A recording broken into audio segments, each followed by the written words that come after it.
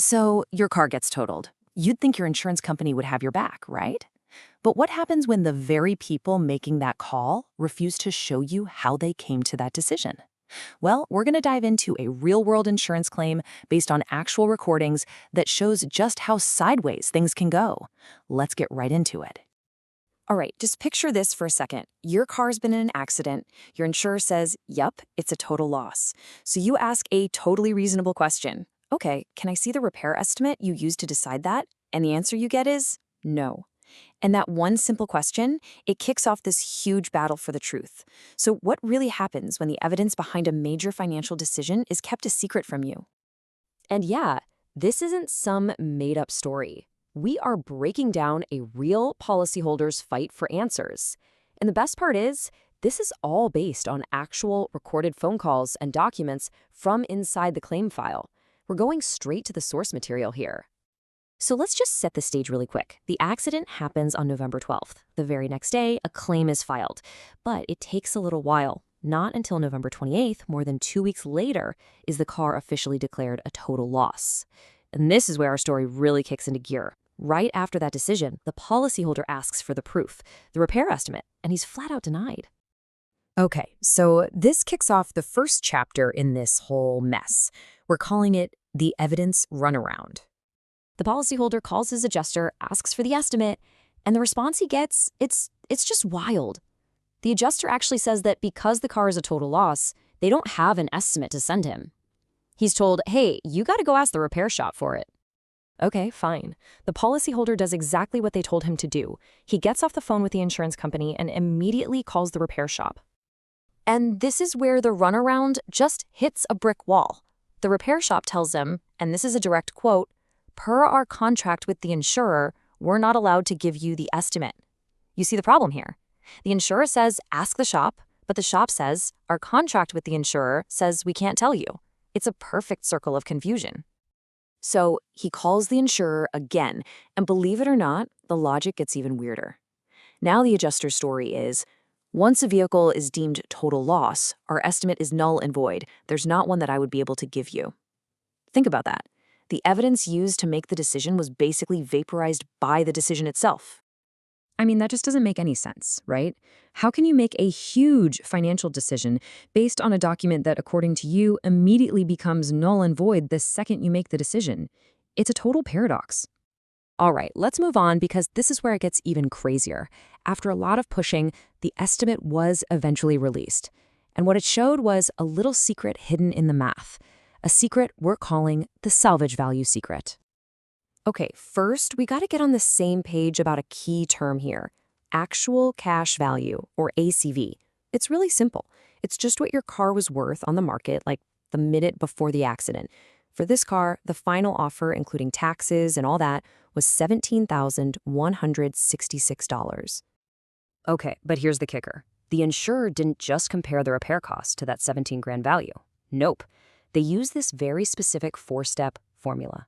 First, get the ACV. We know that. Second, they figure out the salvage value. That's what the wrecked car is worth for parts. Third, they subtract that salvage amount from the ACV. And that last step, it creates a brand new and much, much lower threshold for repairs. And this right here is the whole game. Look, without this funky formula, the car is not a total loss. The repair estimate was about $13,000, which is less than the car's $17,000 value. Easy enough, right? But by first subtracting a $7,000 salvage value, the insurer created a new target of only $10,000. And boom, all of a sudden that same $13,000 estimate is way over the new line, and the car has to be totaled. And here is the absolute craziest part of all. This little trick, this salvage deduction, was the single thing that totaled the car. And yet, when the policyholder went back and read his actual insurance contract cover to cover, there was nothing in there. No language that gave them the authority to use this method at all. So this all leads to the big climax of the story. The policyholder, now knowing how the math was fudged, decides to push back on his right to keep the car. And this leads to what we're calling a retention showdown. So he asks about something called owner retention, basically his right to keep the wrecked car and just take a smaller payout. The adjuster's response? It was immediate and it was final. You cannot owner retain. She said because there's still a loan on the car, the insurance payout has to go to the bank first. End of story. Or so it seemed. But the policyholder knew he was being stonewalled. Something just didn't feel right. So he does the one thing you should always do in these situations. He asks for a supervisor. And just like that, the entire conversation, the rules themselves, they all changed. I mean, just look at this. It's a total 180. On the one hand, you have the adjuster saying, nope, can't do it, the title is coming to us. But just moments later, the supervisor says, you are free to move the vehicle to your residence. Once you satisfy that lien, we can handle it as owner retained. The absolute no suddenly became, oh yeah, of course you can. Here's how you do it. But wait, there's one more piece to this whole puzzle. A number that just kind of popped up in one of the recorded calls. $23,000. And somehow it gets even worse. See, the policyholder had the adjuster on tape saying the car's value is actually closer to $23,000 before all their deductions. That's thousands more than the official offer. But when he brought this up later, she denied she ever said it. You know, at this point, how could you trust anything they say? Wow. So this whole story, it's just a masterclass in how frustrating this can all be. So let's take all this frustration and turn it into something you can actually use. A playbook to help you protect yourself. So, what did we learn here? First, always get everything in writing. You want the estimates, the valuations, all of it. Second, record your phone calls. If it's legal where you live, a recording is proof you can't argue with. Third, question their math. If you see a weird salvage deduction, make them show you word for word where your policy allows that. Fourth, and this one is so important, escalate. If you're hitting a wall, just calmly ask for a supervisor. We saw firsthand that can change the entire game. And finally, you gotta know your rights. Know the difference between a company policy and actual state law, and know your options for keeping your car.